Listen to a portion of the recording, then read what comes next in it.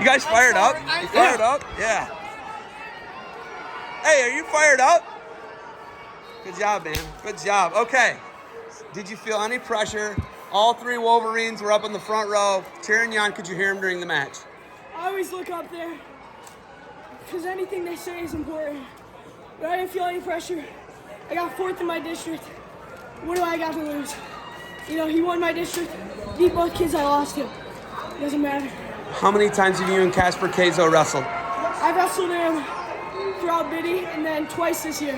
What's the matches been this year? I think it was like 6-1.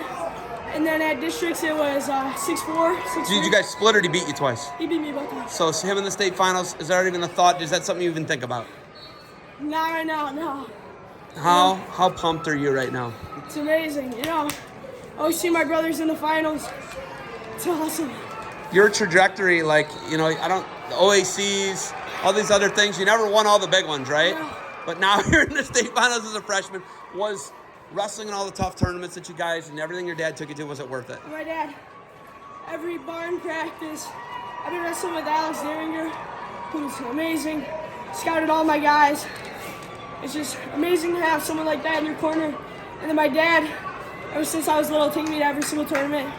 You know, I remember going like 0-9 at Virginia Beach, so even though he kept taking me, so it's amazing.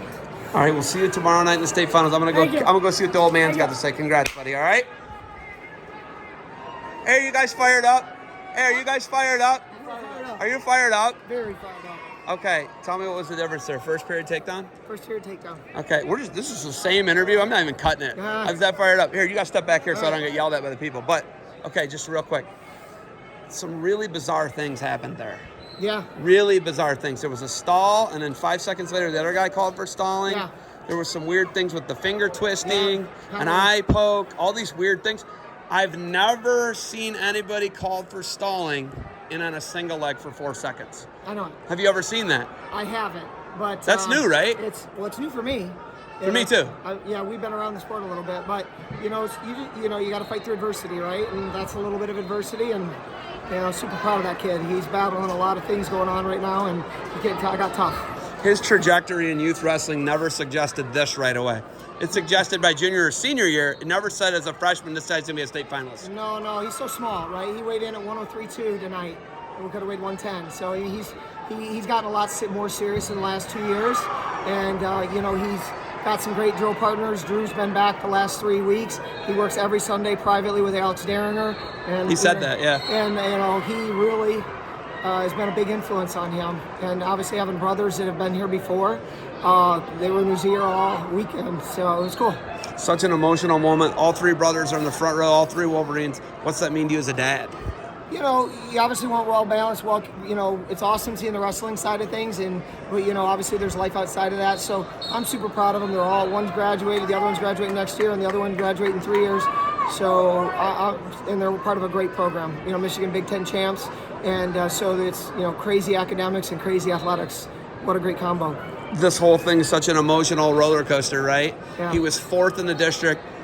You had to leave and they paused the match. You and I didn't get to talk about this. Yeah. You went and somebody had passed, but you were able to resuscitate them. Yeah. We were able to follow up with that. I was. It's a wonderful story. Yeah. So you just said you didn't think they were going to make it. I didn't think they were going to make it. It was a grandpa of one of the kids that was in the finals of districts, and he had a cardiac arrest in the bathroom. And I heard it. They didn't. You know, I just saw that it was a serious situation, so I left. Adam was wrestling, or going to be wrestling in like 3 seconds. Went up there. You were in the coaching chair. I was in the coaching chair. The finals were starting. I just pulled in from yes. North Carolina. Yeah. They wouldn't let us in. No. It was wild. They brought you out of the coaching chair and this was last weekend. Yeah, he's alive. He's awake. Last I heard, he's being discharged today. Totally healthy, totally normal. It's amazing. There were so many wonderful people in AED. You know, you can't say enough about the AED.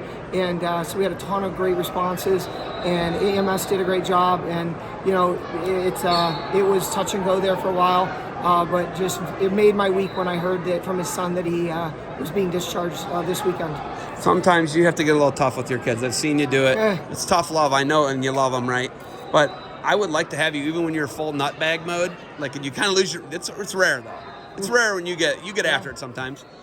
I will have you any tournament in case I die or someone dies, and you can bring us back.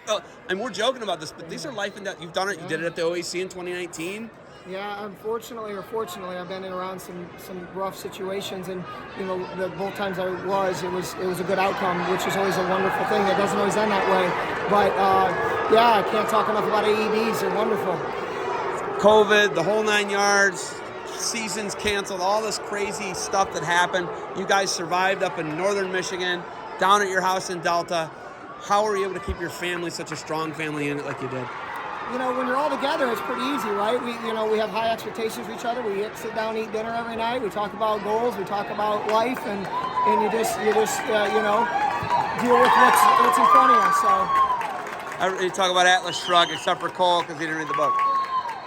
Is that right? That's right. Yeah, Cole says he did. I think he read the Cliff Note version. All right, I know you got a lot going on. I gotta go. Congratulations. Go. Get it. Thanks, Evan.